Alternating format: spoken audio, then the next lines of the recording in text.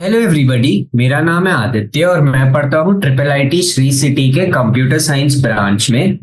आज हम करने वाले हैं पी ब्लॉक एलिमेंट्स का एग्जाम्पलर, जो कि क्लास 12 का पी ब्लॉक एलिमेंट्स है। यानी कि we are going to see group 15, group 16, group 17 and group 18 basically. Okay, now आज के लेक्चर का गोल है दैट वी विल कंप्लीट जो है हमारा सिंगल टाइप क्वेश्चंस, जिसमें एमसीक्यूज है लेकिन एक ही आंसर करेक्ट है, जो हमारा पार्ट 1 होता है।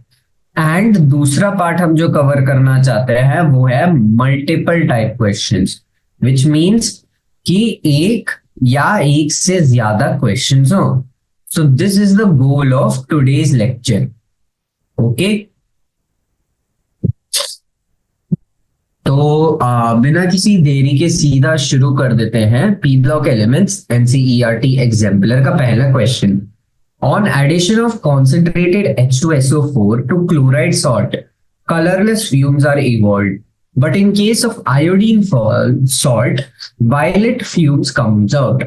Now, why? तो हमें ये पता है कि जब ऑक्सीडाइजिंग एजेंट्स के कंपेयर्ड टू आता है, आयोडीन ज्यादा बड़ा है, ज्यादा स्ट्रॉन्गर है कंपेयर टू क्लोरीन, राइट? सो क्योंकि आयोडीन ज्यादा स्ट्रॉन्गर है, इसीलिए क्या होगा, आयोडीन ऑक्सीडाइज कर देगा। किसको ऑक्सीडाइज कर देगा? H2SO4 को। तो पहले वाले में क्या होता है कि HI जो होगा, मान लो ये एक हाइड्रोजन आयोडीन सॉल्ट है। ओके, नाउ आयोडीन जो ये सॉल्ट है is a stronger oxidizing agent than HCl। अब क्योंकि ये ऑक्सीडाइज करेगा तो रिएक्शन क्या होगा, H2SO4 प्लस HI का रिएक्शन होगा।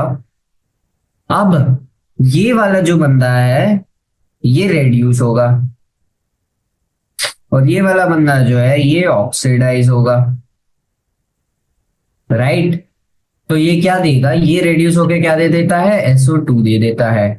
एंड I2 प्लस वाटर आता है हर रिएक्शन के उसमें, है ना? तो हम क्या देख सकते हैं, हम ये देख सकते हैं कि जो हमारा HI है that is later on oxidize to I2, जो कि है क्या, आयोडीन। अब क्योंकि आयोडीन गैस होता है वायलेट कलर का, तो इसीलिए जो हम देखते हैं वायलेट फ्यूम्स जो है बाहर आता है। तो इस केस में आंसर क्या है कि जो HI है it gets oxidized to I2, that is option number 3। तो 1 का जो आंसर है वो है 3। ओके, नेक्स्ट क्वेश्चन पे आते हैं। In qualitative analysis, when H2S is passed through an aqueous solution of salt acidified with dilute HCl, a black precipitate is obtained. On boiling the precipitate with dilute HNO3, it forms a solution of blue color. Addition of excess of aqueous solution of ammonia gives this solution dash. Okay, तो हमें बोला है कि हमारे पास किसी salt है, salt aquified with dilute HCl। Okay, अब इस सॉल्ट में जब हम देते हैं, सॉल्ट में जब हम डालते हैं H2S तो हमें मिलता है एक ब्लैक पीपीटी। ये तो पहले 2 लाइंस का हो गया। नाउ अब ये जो पीपीटी मिलता है, जब हम इसमें डाइल्यूट HNO3 डालते हैं तो एक ब्लू कलर्ड सॉल्यूशन मिलता है। ओके, नाउ अब addition of aqueous solution of ammonia, जो कि क्या होता है, जनरली होता है NH4OH, राइट? जब हम NH4OH को डालते हैं इसमें तो क्या होता है वो पूछ रहा है वो, ठीक है, क्या होता है? तो अब देखो सारे ऑप्शंस कॉपर के अराउंड ही है, तो हमें एक एक करके हर एग्जांपल को ट्राई करना होगा। Okay, but just for the sake of it, क्योंकि अमोनिया दिया है और ऑप्शन 2 में अमोनिया सबसे ज्यादा क्लोज है, हम स्टार्ट कर लेते हैं ऑप्शन 2 से। ठीक है, तो हम ले लेते हैं CuSO4। Okay, very common salt, सबको पता है इसके बारे में। तो वील टेक CuSO4 और इसमें हम थोड़ा सा H2S को पास ऑन करेंगे, किस मीडियम में? डाइल्यूट HCl के मीडियम में, क्योंकि ये सॉल्ट क्या है? एसिडिफाइड है। इससे क्या आता है? इससे आएगा CuS। अब CuS क्या है? ब्लैक कलर का है, राइट। और इसके साथ साथ क्या आता है? इसके साथ आता है हमारा H2SO4, ठीक है। अब जब हम CuS को HNO3 के साथ डालते तो हमें क्या आता है? CuNO3। CuNO3 है जो कि ब्लू कलर का सोल्यूशन है, और वो रिएक्शन क्या देता है? वो रिएक्शन देता है कि हमारा जो CuS है उस पे हम HNO3 डाल रहे हैं, तो ये क्या देगा? ये देगा CuNO3 twice plus NO plus sulphur plus H2O, ठीक है। ये रिएक्शन है, इट्स नॉट बैलेंस्ड, बट अभी के लिए उतना इंपॉर्टेंट नहीं है उसका balancing, okay. So this reaction is not balanced. तो ये है। अब हमारे पास क्या बचा है? सल्फर बचा है, राइट। अब इसी पे हम फिर से HNO3 अगर डाल दें तो क्या होगा? इसी जो इस पे हम आगे फिर से HNO3 डाल देते हैं, तो सल्फर क्या है? वो कंबाइन होगा वाटर के साथ और वो दे देगा सल्फ्यूरिक एसिड, और NO जो है वैसे का वैसा ही रहेगा, ठीक है। और अब देखो, अब तुम्हारे पास CuNO3 का सोल्यूशन है, राइट। अब इसमें हम डाल देंगे aqueous ammonia. Aqueous ammonia, aqueous मतलब पानी होता है, ओके। फिर हम डाल रहे हैं Cu, तो Cu+2 की तरह होगा, और सल्फेट, कॉपर सल्फेट सॉल्ट है, राइट, तो सल्फेट -2, ओके। सो इसी के साथ हम देख सकते हैं कि क्या होगा, हमारे को आएगा CuOH twice dot CuSO4 plus ammonium hydroxide, okay. Ammonium hydroxide आएगा। इस चीज पे हम जो ये कंपाउंड मिला है हमें, इस पे हम वापस डाल देंगे NH3, ठीक है। तो हमें क्या मिलेगा? हमें एक कॉम्प्लेक्स कंपाउंड मिलेगा जो कि होगा ये CuNH3 4 टाइम्स एंड SO4, ठीक है। तो इससे हम क्या देख सकते हैं? इसको क्या बोलते हैं हम? Tetrammine copper 2 sulphate, right. Tetrammine copper 2 sulphate. तो ये जो होता है, ये होता है डीप ब्लू कलर का, डीप ब्लू कलर का है। सो इसीलिए जो ऑप्शन 2 है वो हमारा करेक्ट ऑप्शन है। So the answer to question 2 is option 2। Make sense? Now in cyclometaphosphoric acid molecule how many single and double bonds are there? Now इसका सिंपल, अगर आपको स्ट्रक्चर पता है तो आप कर लोगे ये वाला सवाल। तो थर्ड वन इज, हमें जानना है व्हाट इज साइक्लो ट्राइमेटाफॉस्फोरिक एसिड का structure. It is cyclo try metaphosphoric, right. तो क्या होता है फॉस्फोरिक का? क्या होगा? इट इज जनरली POP, ठीक है। इधर भी एक OPOP, एंड हर उसमें हम क्या डाल देते हैं? एक डबल बॉन्ड O, एक OH, क्योंकि मैंने इसको ऐसे एक्सपेंड करा है क्योंकि वी हैव टू काउंट कि कितने सिंगल और कितने डबल बॉन्ड्स हैं, ठीक है। तो हर फॉस्फोरस में ये होता है, ठीक है। तो हमें अब कैलकुलेट करना है कि कितने सिंगल बॉन्ड है, कितने डबल बॉन्ड है। तो डबल बॉन्ड तो क्लियरली दिख रहा है 3 है, ओके। सो डबल बॉन्ड्स तो 3, तो ऑटोमेटिकली तुम्हारा जो सेकंड ऑप्शन है और फोर्थ ऑप्शन है वो एलिमिनेट हो गया। अब सिंगल बॉन्ड्स को काउंट करना है, तो सिंगल बॉन्ड्स 1 2 3 4 5 6 7 8 9 10 11 12। तो हम देख सकते हैं कि 12 सिंगल बॉन्ड्स जो है वो प्रेजेंट है हमारे इस मॉलिक्यूल पे। तो इस चीज में भी आपका क्या है? डबल बॉन्ड्स 3 है एंड सिंगल बॉन्ड्स जो है दैट इज 12, जो कि कौन सा है? ऑप्शन नंबर 3 है आपका। तो ओके, नाउ अब which of these compounds will be involved in p pi d pi compounds? ठीक है, p pi d pi bonding, sorry. अब p pi d pi bonding के लिए क्या जरूरी होता है कि हमारे पास empty p orbitals and empty d orbitals pi वाले, right? So we need empty या vacant d orbitals, right? That make sense. अब इन चारों कंपाउंड में से अगर हम देखें कि किसके पास वेकेंट डी ऑर्बिटल्स है, तो बोरॉन कार्बन नाइट्रोजन जो है वो तो ग्रुप पीरियड 2 का है, राइट? अब पीरियड 2 में कहां होता है डी ऑर्बिटल्स, तो ऑटोमेटिकली जो है phosphorus will be our answer, which is option 3। And why is that so? क्योंकि कार्बन नाइट्रोजन बोरॉन दोनों पीरियड 2 के एलिमेंट्स हैं and that does not have D orbitals.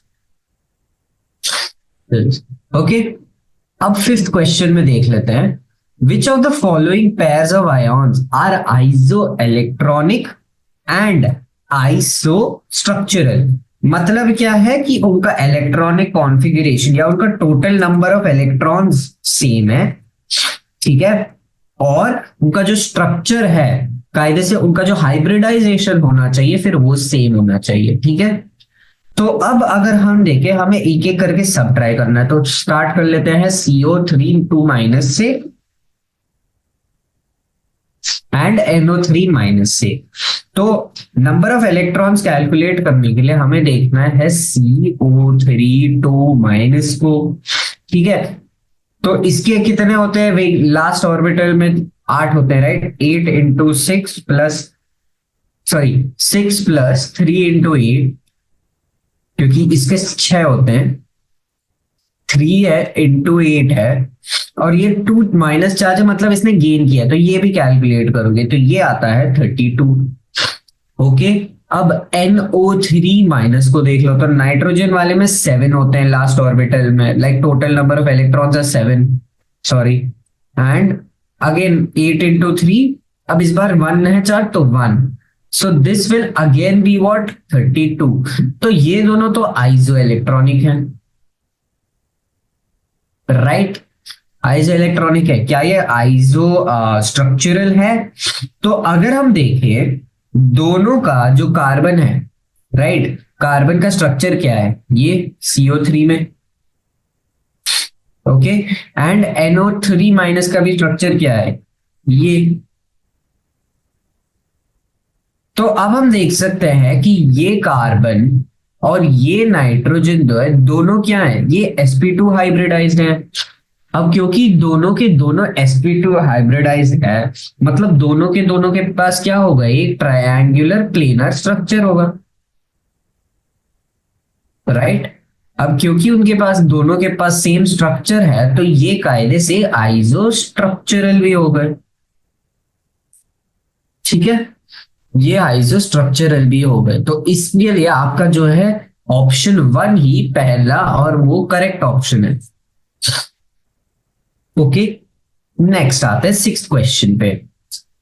अब सिक्स्थ क्वेश्चन क्या बोल रहा है, सिक्स्थ क्वेश्चन बोल रहा है affinity for hydrogen decreases from fluoride to iodine. तो हमें पता है जो हमारा फ्लोरीन, क्लोरीन, ब्रोमीन, आयोडीन है, as we go down affinity reduces.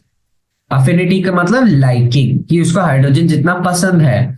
अब हाईएस्ट बॉन्ड डिसोसिएशन एनर्जी किसका होना चाहिए, हाईएस्ट बॉन्ड डिसोसिएशन एनर्जी होगा फ्लोरीन के लिए, क्योंकि जैसे हम नीचे जाते हैं हाइड्रोजन एटम का साइज इंक्रीज होता है, बॉन्ड लेंथ इंक्रीज होता है, और बॉन्ड डिसोसिएशन एंथैल्पी जो है, basically energy that is required to break the bond, वो सब कम होते रहता है, राइट? तो इसीलिए हम बोलते हैं कि हमारा HF will be the correct answer over here. Direct question था, इजी क्वेश्चन था, सो इस वाले के लिए जो है हमारा करेक्ट आंसर क्या है, ऑप्शन 1, सिक्स्थ वाले के लिए।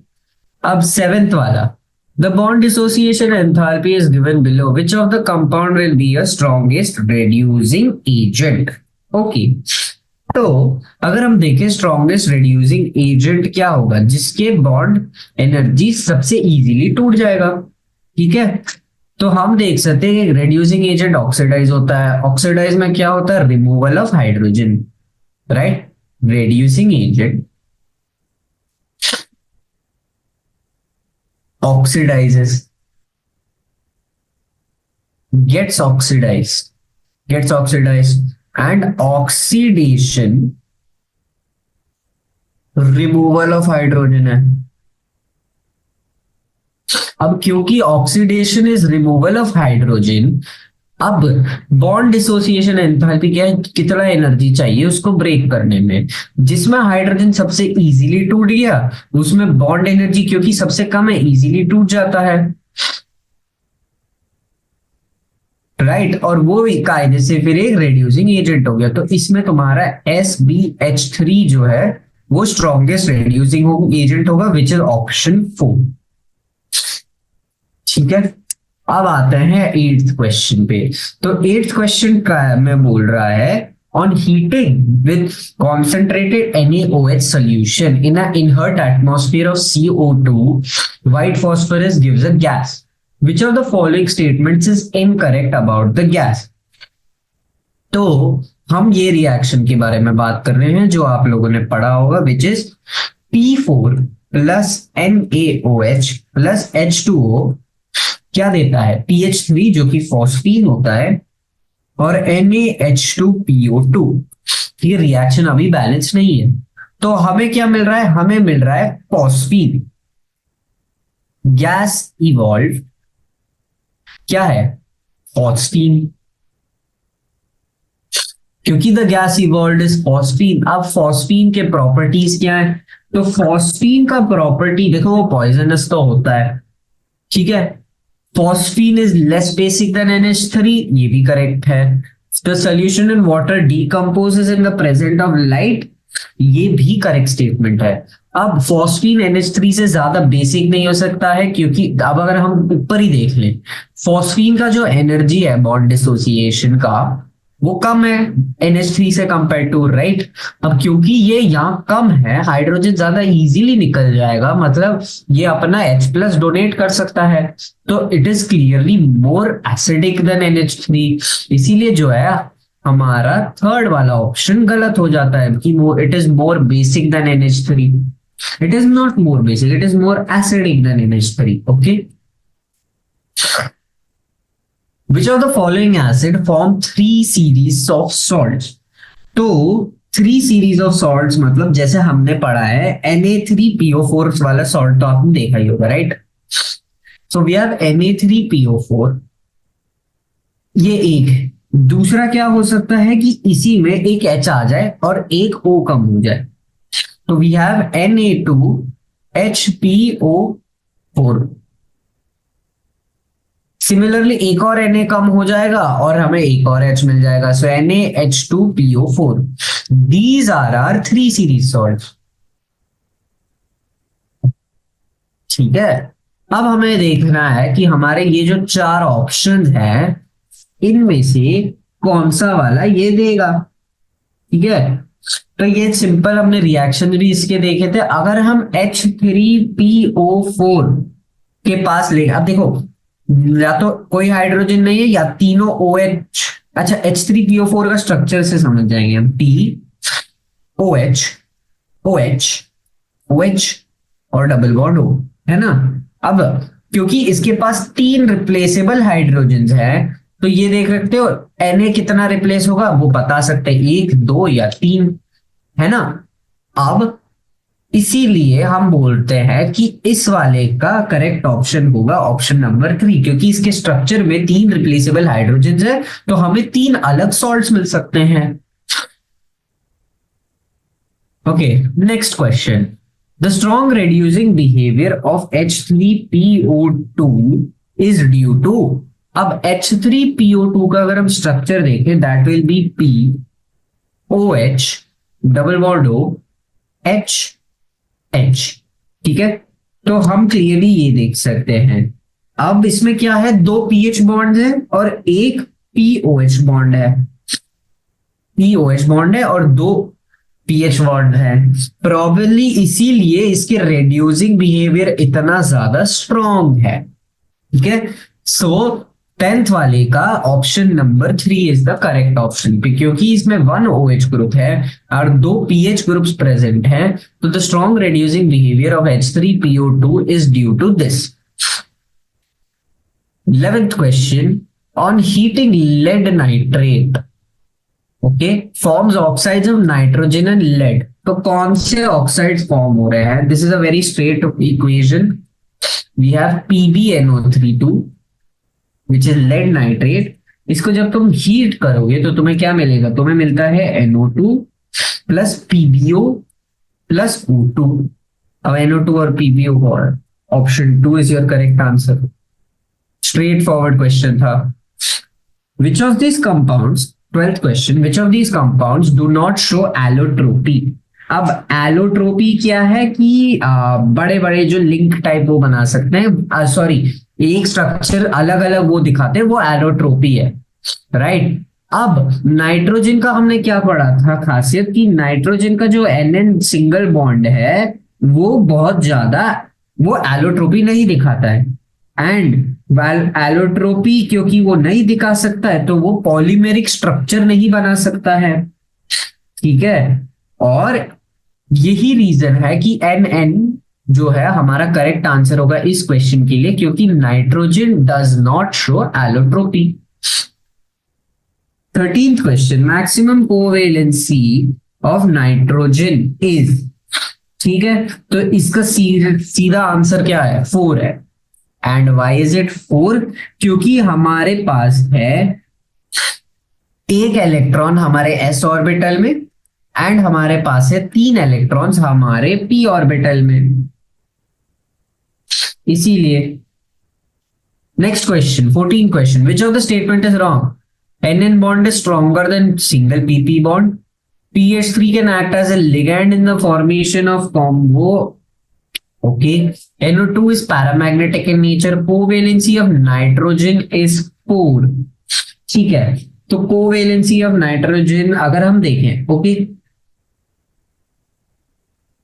which of the following statements is wrong? तो हम पहला स्टेटमेंट देखें। अब क्यों फॉस्फीन क्या लिगैंड्स बना सकता है? फॉस्फीन लिगैंड्स नहीं, लिगैंड्स बना सकता है क्योंकि एक लिगैंड बनाने के लिए हमें क्या चाहिए? हमें चाहिए लोन पेयर्स। और हम फॉस्फीन का स्ट्रक्चर देखें तो फॉस्फीन में phosphorus has lone pair and therefore PH3 can be a ligand. Okay, क्यों? क्योंकि लिगैंड के लिए we need lone pairs, PH3 has lone pairs, simple. तो सेकंड स्टेटमेंट अपना सही है। पहला स्टेटमेंट अगर हम देखें कि जो बोल रहा है single NN bond is stronger than single PP bond, ये स्टेटमेंट गलत है, ठीक है। NN बॉन्ड हमारा जो है उसका स्ट्रेंथ होता है लेस देन PP बॉन्ड के साथ, okay.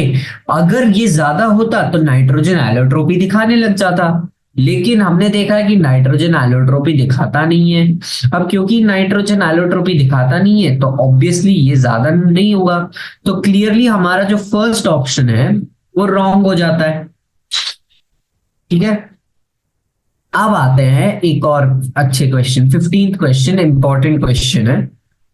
The brown ring formed in the ring test for NO3 ion is because of what? Okay, तो जिन लोगों को पता नहीं, ब्राउन रिंग टेस्ट होता है, ठीक है, जिसमें वो रिंग तरह का स्ट्रक्चर जैसे टेस्ट ट्यूब के ऊपर एक ऐसा रिंग टर्म बन जाता है, और अगर NO3 आयॉन्स हैं तो वो होता है ब्राउन कलर का, okay, that is brown ring test. It is basically NO3 के वेरिफिकेशन का। लेकिन ये होता क्या है? तो हम यूज करते हैं आयरन, ठीक है। हम क्या करते हैं, हम एक सोल्यूशन लेते हैं, सोल्यूशन जिसमें होता है हमारा NO3- और उसमें हम डाल देते हैं FeSO4 फेरस सल्फेट। और क्योंकि हम उसमें फेरस सल्फेट डाल रहे हैं तो ये जो है ये रिएक्शन होगा, हमारे पास NO आता है एंड Fe+3 आता है और H2O आता है। अब ये दोनों कंबाइन होके एक कॉम्प्लेक्स देते हैं जिसको तुम वापस जिसको NO के साथ रिएक्ट करोगे तो एक ब्राउन रिंग आता है। That is the overall logic. अब ये ब्राउन रिंग क्या है? Brown ring again is a complex compound जो है FeH2O, 5 होते हैं FeH2O और NO, and that is 2 plus. So that is your option 1. That is the structure that is formed over here. इसका एग्जैक्ट रिएक्शन अगर आपको देखना है तो इसका रिएक्शन है कि हमारे पास होता है NO3 माइनस, जिसको हम रिएक्ट करते हैं Fe+2 के साथ, और H प्लस मीडियम में रिएक्ट करके वो NO Fe3 प्लस और H2O देता है। अब ये दोनों हम एक देंगे, ये दोनों देंगे FeH2O6 का कॉम्प्लेक्स कंपाउंड, ठीक है। और ये जो कॉम्प्लेक्स कंपाउंड है FeH2O6+2 का जो ये कॉम्प्लेक्स कंपाउंड है, ये अब NO के साथ रिएक्ट करके आपको ये दे देगा, which is FeH2O NO+2, that is your brown ring, ठीक है। सो इसमें correct option is option number 1। Next, elements from group 15 form compounds with +5 oxidation state, but bismuth is the forms only one well characterized compound in the +5 oxidation state. अब which of the following है? अब हमने देखा है कि as we go down the group, ठीक है, as we go down the group, +3 oxidation state जो है वो ज्यादा स्टेबल हो जाता है, and we see this is because of a thing called inert pair effect, right? And because of inert pair effect ये हम +3 देखते हैं स्टेबल होता है। बिस्मथ जो है वो जनरली इनहर्ट पेयर इफेक्ट की वजह से +3 के कंपाउंड्स बनाता है, लेकिन वो एक ही +5 का कंपाउंड बनाता है जो कि क्या होता है, BiF5, फ्लोरीन के साथ बनाता है। और वे फ्लोरीन के साथ क्यों बनाता है? Because fluorine has a small size and fluorine has high electronegativity, इसीलिए वो फ्लोरीन के साथ बना पाता है +5 का बॉन्ड, नहीं तो बिस्मथ जनरली +3 का ही बॉन्ड बनाता है। सो इस केस में हमारा जो करेक्ट ऑप्शन है वो है हमारा 17th क्वेश्चन पे आ जाते हैं हम। सो 17th क्वेश्चन इज टेलिंग कि on heating ammonium dichromate and barium azide we get what? Okay, तो barium azide is BaN3 2, और हम जब इसे हीट करते हैं हमें पता है हमें मिल जाता है बेरियम और N2 3 वो भी, राइट। तो रिएक्शन बैलेंस हो गया। और फिर हमारा दूसरा क्या है, ammonium dichromate which is NH4 2Cr2O7। इसको हीट करते हो तो हमें क्या मिलता है, क्रोमेट, डाइक्रोमेट से ये मिलता है और H2O एंड N2, ठीक है। बस N2 in both cases, yes N2 हमें दोनों केसेस में मिलता है। N2 in ammonium dichromate, NO barium azide में नहीं नहीं नहीं, ओके। तो करेक्ट इसका ऑप्शन हमारा फर्स्ट ऑप्शन हो जाता है। नाउ 18th वाला क्वेश्चन अगर हम देखें, preparation of HNO3 we get NO by catalytic oxidation of ammonia, yes.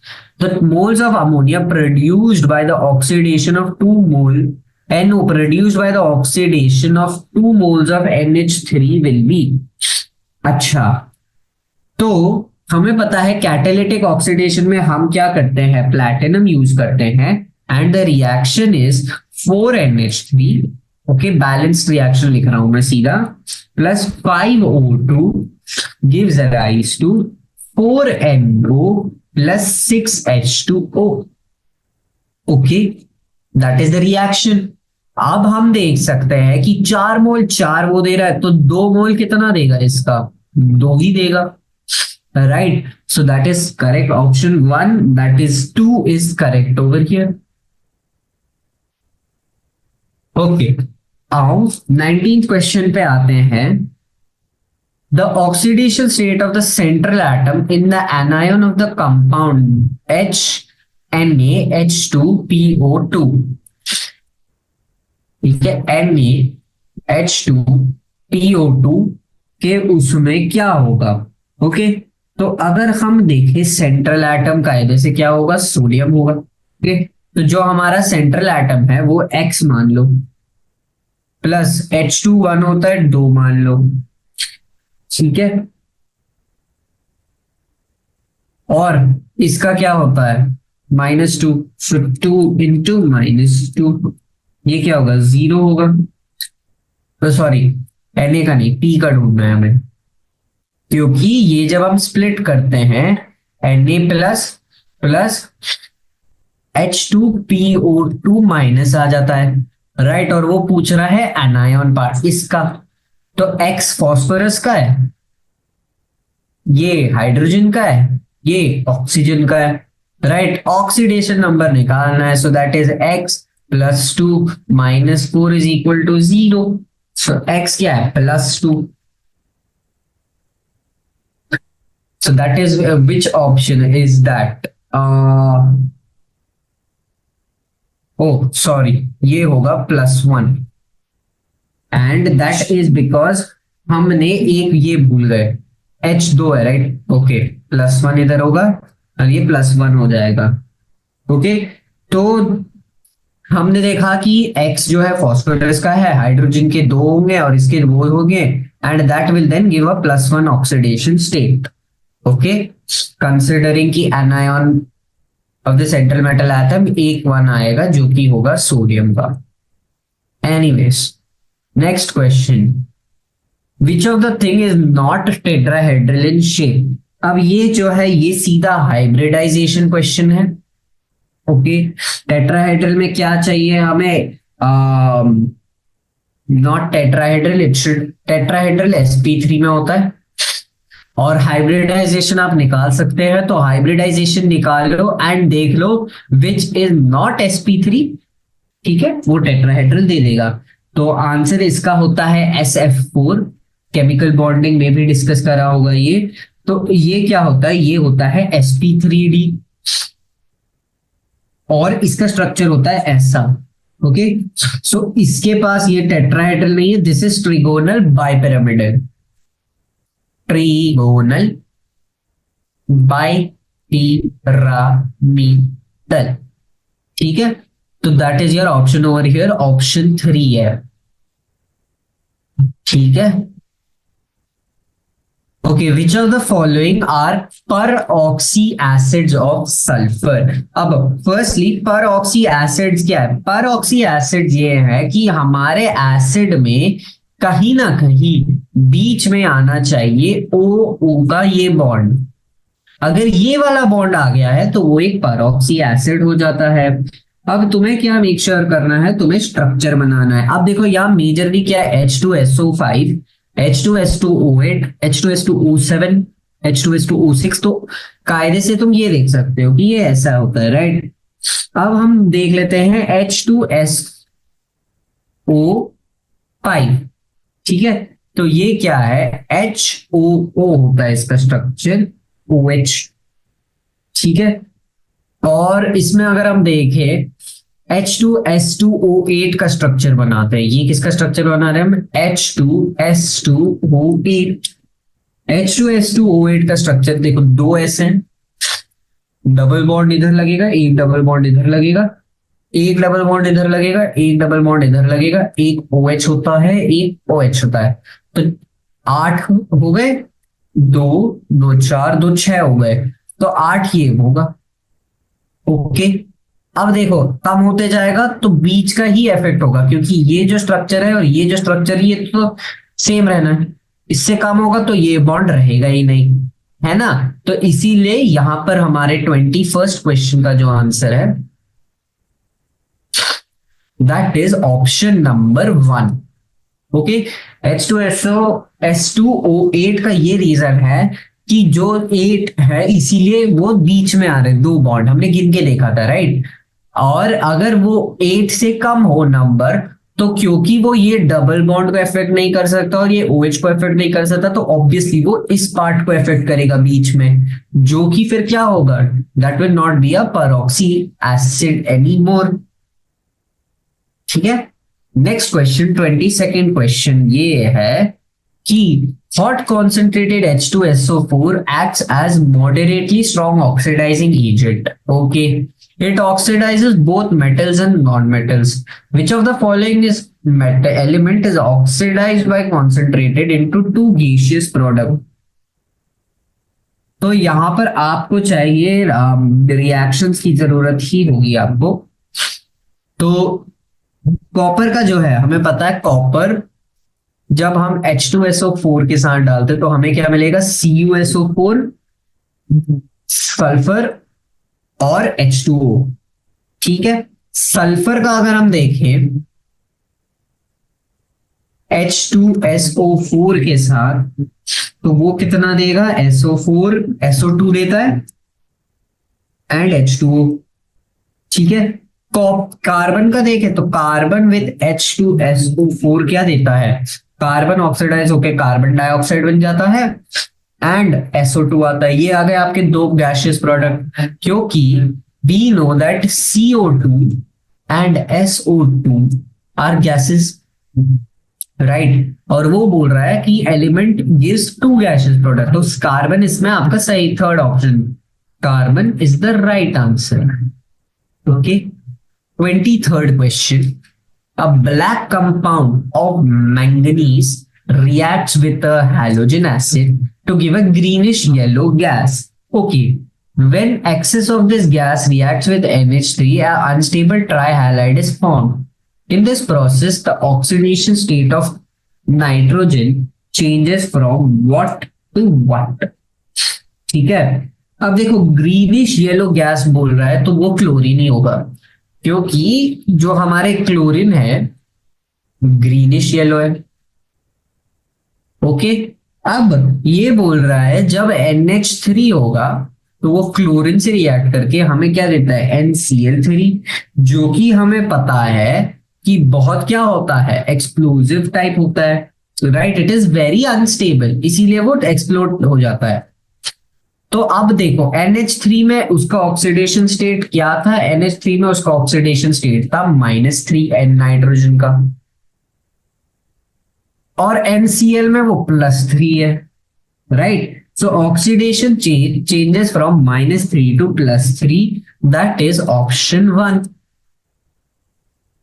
Easy question था, बस इससे आपको हिंट ये लेना था कि ये ग्रीनिश येलो गैस है, ठीक है, तो वो क्लोरीन हो गया। अगर आपको रिएक्शन भी नहीं पता है और अगर आपको पता है कि ब्लैक कंपाउंड मैंगनीज है तो आपको ये रिएक्शन भी याद होना चाहिए, that MnO2 plus HCl gives me MnCl2 plus H2O plus Cl2।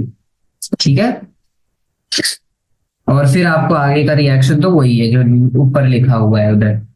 Okay, anyways coming to the 24th question. In preparation of compounds of Xc, Bartlett had taken O2 plus 2 PtF6 minus as a base compound. अब इसका reason क्या था, ठीक है। अब हमें ये पता है कि जो O2 है एंड Xc जो है, they both have almost the same ionization energy.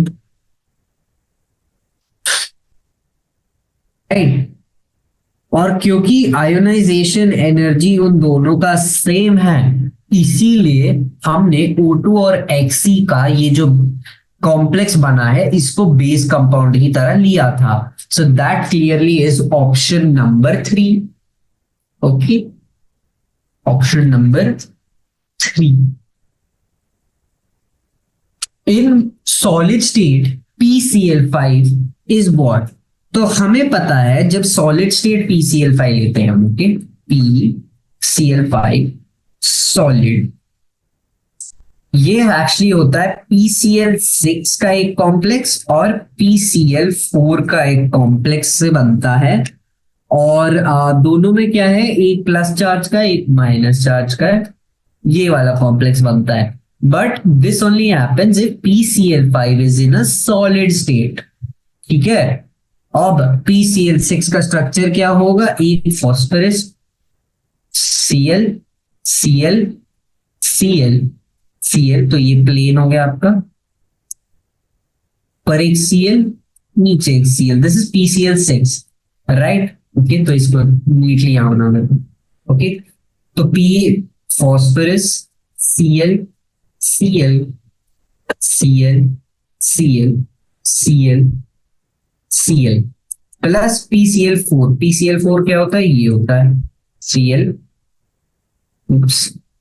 Cl, Cl, Cl, Cl, क्योंकि ये होता है। तो एक टेट्राहेड्रल होता है, एक ऑक्टाहेड्रल होता है, octahedral, and this is tetrahedral।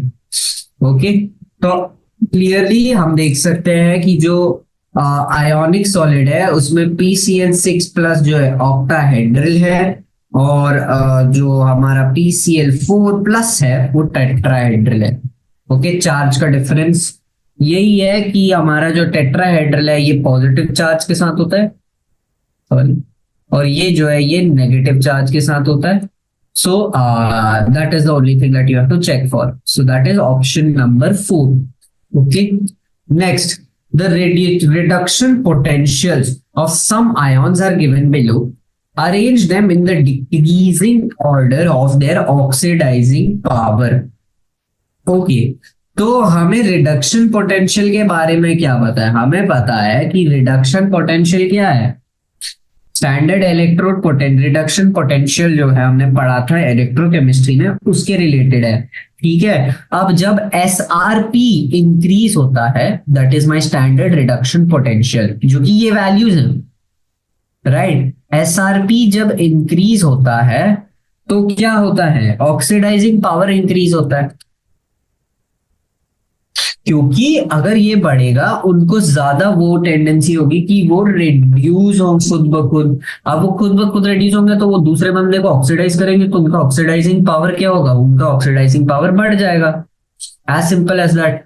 तो ऑक्सीडाइजिंग पावर, ठीक है, इंक्रीजेस। तो हमें ये देख लिया, बस अब हमें decreasing order of oxidizing power में डालना है, मतलब जिसकी SRP सबसे कम है वो सबसे पहले होगा, और जिसकी SRP सबसे ज्यादा है वो सबसे लास्ट में होगा। तो दिस विल बी ClO4, फिर इसमें क्या होगा, इसमें होगा IO4, और फिर होगा BrO4 minus. So this is option 3। देखना उल्टा लिखा है इन्होंने, तो ध्यान रख लेना उस बात का, ठीक है। Next question. Which of the following is a isoelectronic pair? Isoelectronic pair हमने देख लिया, that have the same number of electrons. हमने ये देखा था, कहाँ गया, 5th क्वेश्चन में सेम चीज कर रही थी आपने। तो ये वाला क्वेश्चन भी आप उससे ही कर सकते हो, तो ये आपका होमवर्क है। Okay, 27th question same as question 5। Okay, NCERT exemplar का पी ब्लॉक एलिमेंट्स का 27th क्वेश्चन जो है it is same as question number 5। ठीक है, अब हम आते हैं नेक्स्ट पार्ट पे, जो कि है मल्टीपल चॉइस क्वेश्चंस। ठीक है, और ये भी अच्छे खासे नंबर के क्वेश्चंस हैं, ऑलमोस्ट 10-15 हैं, तो आराम से करते हैं। Okay, next part 2, multiple choice questions. Okay, और मल्टीपल चॉइस में इन्होंने यहां भी बोल रहा है 2 और more options may be correct. Chlorine gas is passed through hot NaOH solution. Oxidation number of chlorine changes in what stages? Okay, ठीक है, क्लोरीन गैस पास होता है NaOH के साथ, और ये हमें पता है देता है NaCl plus NaClO3 plus H2O। अब दो जगह स्टेट चेंज हो रहा है, एक हो रहा है Cl2 to NaCl में, ठीक है, और एक हो रहा है Cl2 to NaClO3 में। ठीक है, Cl2 में हमें पता है इसके ऑक्सीडेशन स्टेट क्या होता है, 0 होता है, क्योंकि वो अपने एटॉमिक स्टेट में है। और NaCl में हमें पता है -1 में होता है। NaClO3 में ये एक्चुअली होता है, ये 1 है plus x plus 3 into -2 should be equal to 0। So x क्या है, +5। तो ये +5 ऑक्सीडेशन स्टेट में होगा, राइट। तो हम देख सकते हैं एक में वो 0 to -1 हो रहा है और एक में वो 0 to +5 हो रहा है। तो that is option 3, 0 to -1 and 0 to +5 is option 1. So these are our two correct options. Options 1 and 3 are the answer. Okay. Next, 29th question. Which of the following options are not in accordance with their properties mentioned against them? मतलब ये जो लिखा है, क्या ये जो property है ये सही है या नहीं है? अगर ये नहीं है तो हमें बताना है कि ये नहीं है, ठीक है। ऑक्सीडाइजिंग पावर हम देख सकते हैं कि वो जो F2 का है, क्वेश्चन नंबर 29 है ये। ओके, F2 का होता है Cl2 से, फिर होता है Br2 से, फिर होता है आयोडीन से, ठीक है। एंड हम बोल रहे हैं कि ये जो स्टेटमेंट है ये करेक्ट है क्योंकि SRP वैल्यू फ्लोरीन का सबसे ज्यादा होता है। Okay, as simple as that, ठीक है। क्योंकि फ्लोरीन का सबसे ज्यादा है SRP value, then that is the correct option. दूसरा वाला देखे, Mi, Mbr, MCl, Mn, ionic character of metallic hydride, ठीक है। ये इनकरेक्ट है। ये इनकरेक्ट क्यों है? क्योंकि हम जानते हैं as we go down the group हमारा जो मेटालिक कैरेक्टर है वो थोड़ा कम होता रहता है, राइट। आयोनिक कैरेक्टर जो है, ये ऑर्डर है, ये आयोनिक कैरेक्टर का है, मेटालिक कैरेक्टर का नहीं है। मेटालिक कैरेक्टर का इसका एग्जैक्ट उल्टा होता। तो सेकंड वाले का इज एन इनकरेक्ट ऑप्शन क्योंकि सेकंड वाले का option 2 order must be Mi, Mbr, MCl, Mf। जो उन्होंने दिया है वो है आयोनिक कैरेक्टर, और जो उन्होंने पूछा है वो आयोनिक कैरेक्टर पूछा है, ठीक है। तो इसीलिए this option, this is the correct order and not that. Okay, next एक वाला है fluorine chlorine bromine bond association enthalpy. ये तो गलत है क्योंकि as we go down the bond association enthalpy change होता रहेगा, हमें पता है। क्योंकि ये fluorine chlorine bromine iodine, as हम नीचे जाते हैं साइज बढ़ता है, ठीक है। अब साइज बढ़ेगा तो इजी होगा, जो कि ये नहीं है, इसका उल्टा दिया है इन्होंने, राइट। और इसका हमने ये देखा है कि जो फ्लोरीन है,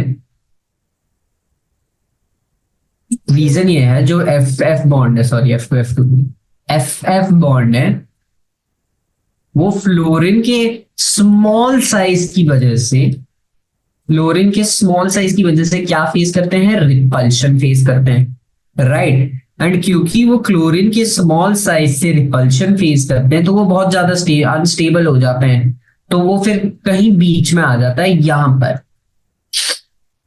है ना। ये एनसीईआरटी के टेबल पे भी है ये, तो इस चीज के लिए ये इनकरेक्ट है।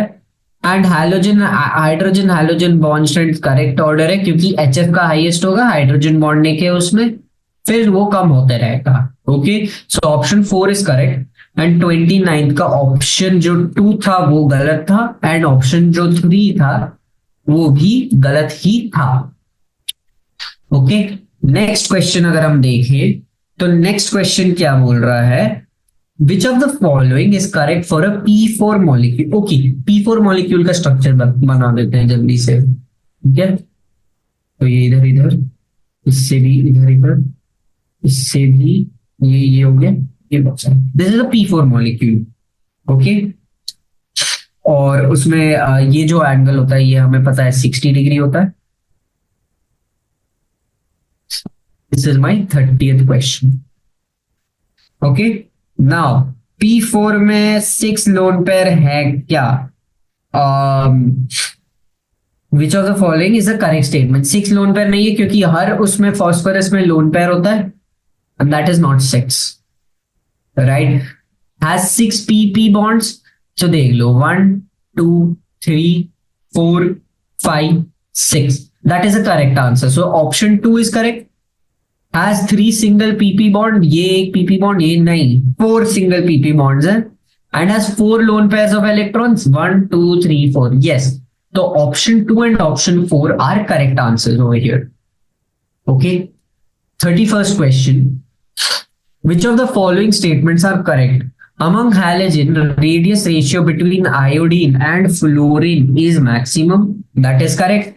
क्योंकि आयोडीन एटम सबसे बड़ा है, फ्लोरीन एटम सबसे छोटा है, तो इन दोनों का रेशियो क्या होगा? सबसे बड़ा होगा. Maths, right. तो 31st के ऑप्शन 1 जो है करेक्ट है. Leaving F F bond, all halogens are weaker X X bond than X X dash bonds of interhalogens. अगर हम जनरलाइजेशन करें, ठीक है, जो हम देख सकते हैं कि inter halogen compound generally halogen compound से ज्यादा रिएक्टिव होते हैं. ठीक है, क्योंकि रीजन यही है कि एक्स एक्स डैश बॉन्ड जो इंटर हैलोजिनेशन के वो वीकर होते हैं एक्स एक्स बॉन्ड से. ठीक है, और क्योंकि वो वीकर होते हैं तो एक्स एक्स बॉन्ड जितना स्ट्रेंथ नहीं है तो वो टूट जाते हैं और वो रिएक्शन बनते हैं. तो ये जो स्टेटमेंट है सेकंड वाला, ये उल्टा दे दिया उन्होंने, तो that is incorrect. Among interhalogenation compounds, maximum number of atoms are present in iodine and fluorine. And ये सही है क्योंकि आयोडीन का और फ्लोरीन का हमने देखा था जो रेशियो है वो सबसे ज्यादा है. ठीक है, और क्योंकि वो रेशियो सबसे ज्यादा है तो number of atom present in iodine and fluorine maximum है. तो ऑप्शन 3 भी करेक्ट है. Interhalogen compounds are more reactive than halogen compounds, और ये भी करेक्ट है, हमने देखा था. रीजन क्या है उसका? जो हम सेकेंड ऑप्शन है उसका उल्टा ही रीजन था, राइट. तो option 1, 3 and 4 are correct option for the 31st question. फिर आते हैं हम 32nd क्वेश्चन पे. Which of the following statements are correct for SO2 gas? It is a bleaching agent in moist conditions. ये correct है, ये property है उसकी. It is a molecule with linear geometry. नहीं, इसका लीनियर ज्योमेट्री नहीं है, इसका होता है बेंट स्ट्रक्चर ऐसा, राइट. तो that is incorrect. It's dilute solution is used as disinfectant. Yes, ये भी एक प्रॉपर्टी है SO2 का. And it can be prepared by the reaction of dilute H2SO4 with metal sulphide. और अगर हम देखें, ठीक है, जो डाइल्यूट H2SO4 है, इसका प्रिपरेशन होता कैसे है? H2S का, SO2 का हम लेते हैं आयरन पायराइड्स, उसको डाल देते हैं हम ऑक्सीजन के साथ, जो हमें क्या देता है? Fe2O3 देता है. ठीक है, अब इसको तुम H2SO4 के साथ डालोगे तभी तुम्हें H2S मिलेगा. फिर जो SO2 देगा बाद में FeSO4 प्लस SO2, और ये वाला पार्ट पे जब तुम H2SO4 डालोगे ये H2S देगा. But sulphur dioxide is form जब हम ये करते हैं, या ये मेटल सल्फाइड है लेकिन हम यूज करते हैं ऑक्सीजन. ठीक है, तो यहाँ मेटल सल्फाइड है लेकिन हम यहाँ ऑक्सीजन यूज कर रहे हैं and not dilute H2SO4, so that is incorrect. सो हम देख सकते हैं जो ऑप्शन 1 है एंड ऑप्शन 3 है, those are correct options, and बाकी के दो जो है वो इनकरेक्ट ऑप्शन है. अब पूछ रहा है विच of the following statements is true? All the 3 NO bonds in HNO3 are equal. क्या ये सही है? नहीं, ये गलत है. ठीक है, क्योंकि स्ट्रक्चर वाइज अगर हम देखें तो वो इक्वल नहीं होगा. Second, all PCl bonds in PCl5 molecule in gaseous state are equal.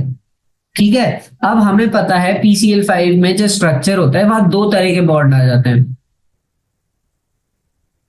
जो हमारा एक्सियल है और जो हमारा इक्वेटोरियल है. और एक्सियल और इक्वेटोरियल का लेंथ इक्वल नहीं होता है, और क्योंकि एक्सियल और इक्वेटोरियल का लेंथ इक्वल होता नहीं है इसीलिए ये स्टेटमेंट भी इनकरेक्ट है.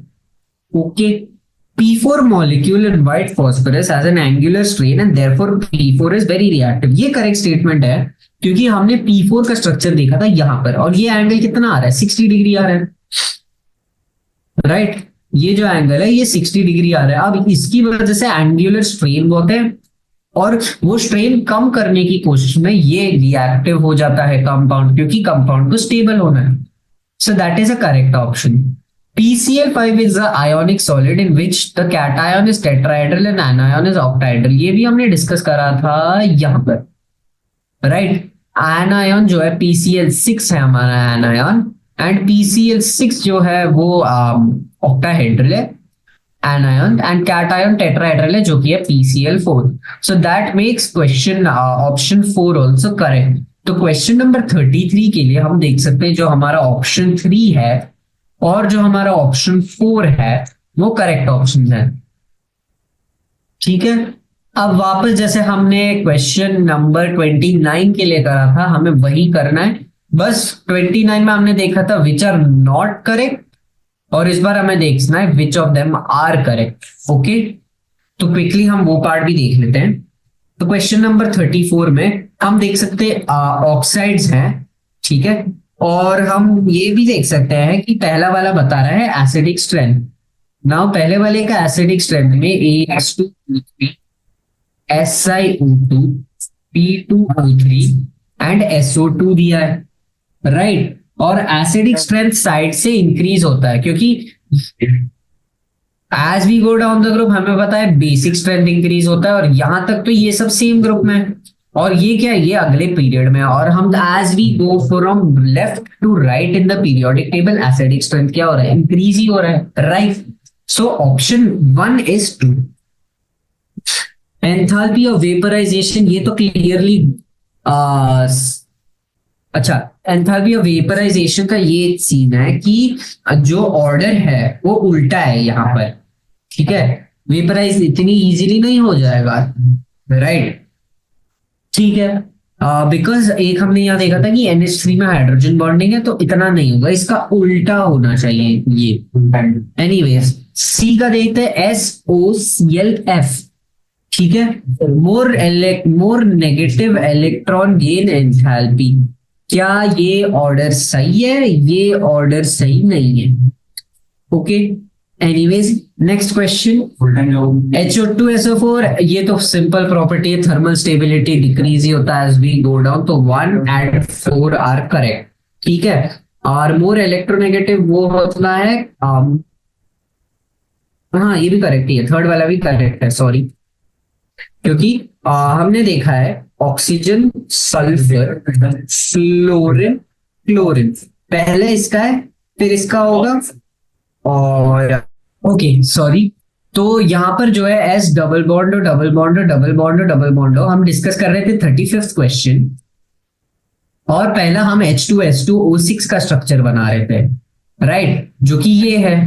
अब SS bond is present, yes, ये रहा SS bond, तो this is a correct answer. Okay, this is a correct answer. Now next question अगर हम next वो देखें, in per oxosulfide H2SO5 sulfur is in +6 oxidation state, तो इसका structure क्या था, S double bond OH OOH, ठीक है, ये वाला स्ट्रक्चर है, इसका ऑक्सीडेशन स्टेट हम निकाल सकते हैं, सल्फर का X मान लो, निकालना आता है आपको, +6 होगा इसका। During the preparation of ammonia, ठीक है, iron powder along with Al2O3 and K2 is used as a catalyst during the thing, क्या ये करेक्ट स्टेटमेंट है, ये इनकरेक्ट स्टेटमेंट है, क्योंकि हमें पता है कि ये वाला जो है कैटलिस्ट की तरह यूज होता है, बट इसका रीजन वो नहीं है, मतलब is used in the preparation of ये कैटलिस्ट, हीबर प्रोसेस का ये नहीं है, ये प्रमोटर है। And change in enthalpy is positive for the preparation of SO3, change in enthalpy positive नहीं होता है, नेगेटिव होता है, तो ये भी इनकरेक्ट है। तो 35th का जो ऑप्शन है वो है ऑप्शन 1 एंड ऑप्शन 2, ठीक है। साथ में थर्ड वाले का ये था कि हम साथ में आयरन ऑक्साइड भी यूज करते हैं, that is a bigger thing, Haber process का कैटलिस्ट ही नहीं है वो, Al2O3 प्रमोटर है, in the used as oxidising agent. Okay, तो ऑक्सीडाइजिंग एजेंट अगर वो यूज हो रहा है, आप यहाँ पर ऑक्सीडेशन वो लगा लो, अगर वो ऑक्सीडाइजिंग एजेंट है वो रिड्यूस हो रहा है, तो अब आपको खाली देखना है कि सल्फर इन सारे रिएक्शंस में कौन से उसमें रिड्यूस हो रहा है। और हमने कायदे से ये ऊपर वाले रिएक्शन में देखा था कि हम ऑक्सीडेशन नंबर कैसे यूज करके वो करते हैं कि वो पॉजिटिव है या नेगेटिव है। So you can do this question, ये आपका होमवर्क क्वेश्चन है। And then on 37th question, which of the following are true, noble gases के केसेस में विच of the following are true, one type of interaction between the noble gas is due to weak dispersion forces. That is correct. Ionization enthalpy of is very close to that of xenon. Correct. इसीलिए Barrett ने उसे use किया था. Hydrolysis of HCF4 is a redox reaction. It is not a redox reaction. ठीक है. And xenon fluorides are not reactive. हमने देखा है वो रिएक्ट करते हैं. तो 37th में option 1 and option 2 are correct options. ठीक है. तो इसी के साथ हमने जो आज का गोल था कि सिंगल टाइप और मल्टीपल टाइप वो क्वेश्चंस कंप्लीट कर दिए थे. नेक्स्ट क्लास में we start from short answer type and या थैंक यू एवरीवन.